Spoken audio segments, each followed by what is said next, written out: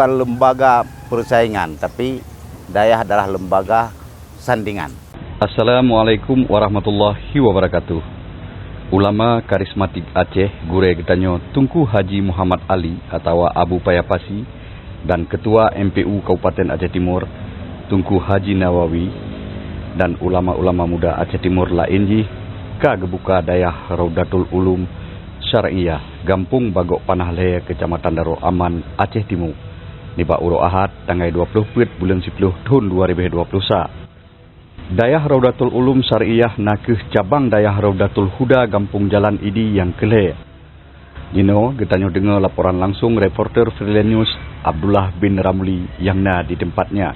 Ya, Assalamualaikum warahmatullahi wabarakatuh kepada Syaralun Bansigom Aceh dan Bantigom Dunia yang di luar Nanggro, di dalam Nanggro, dan Hanatua Wasit kepada khususnya masyarakat Aceh Timur dan masyarakat yang di desa Bagok Panah Leh, Mbak Uronyo Dayah Raudatul Ulumi Syariah ka resmi dibuka. Harapan daripada gure-gure yang di sini Uronyo lagi Abu Payapasi Ayahawi di Kampung Jalan dan serta 6 pedum-pedum dro ulama yang belum habis lung sebut nan di sini.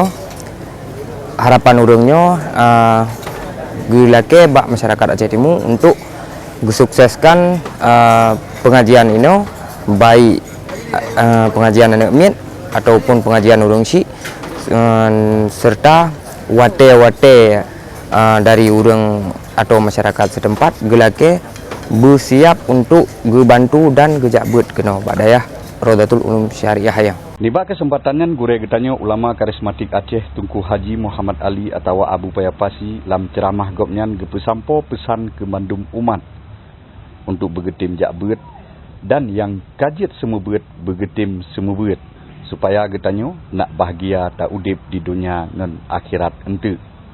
Menyonan kesimpulan tabletnya mengajak ke manusia baik di pengerti li iblis li binatang baik di pet menyong binatang bak tanyo nyo kaidah lagi nelain kajian kelah li kali buno yang kesempatan rayu bidanyo untuk tahu di akhirat kasumbang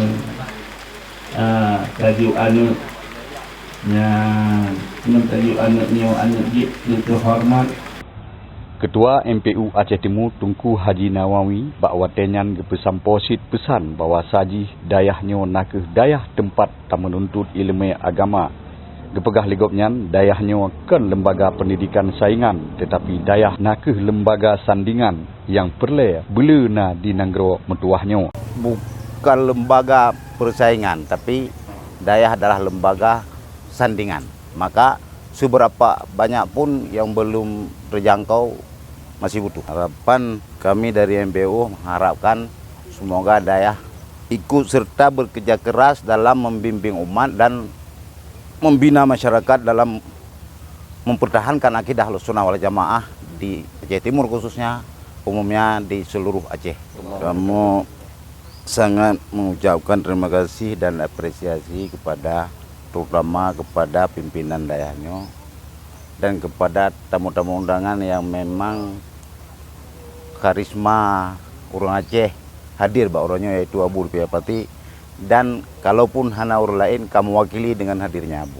Demikian pula terima kasih kepada kawan-kawan media yang telah mau mengekspos pertemuan-pertemuan seperti ini dan jadi ajang sebagai promosi dayah-dayah yang ada di Aceh, termasuk dayah ini yang baru berdiri hari ini. Dayah Raudatul Ulum Syariah yang diresmikan oleh Abu Payapasi nakeh saboh dayah yang gepedeng dengan sumber dana ji swadaya masyarakat atih tanah wakaf yang luah ji leheranti. Semoga ukenyo na saudara-saudara getanyo yang mudah rezeki untuk gebantu bertedeng dayah-dayah di Aceh sebagai lembaga pendidikan agama dan rakyat Aceh bejroh lam syariat Islam yang kafah Ahlussunnah wal Jamaah. Habanyo gepesampo oleh Abdullah bin Ramli, Freelance News.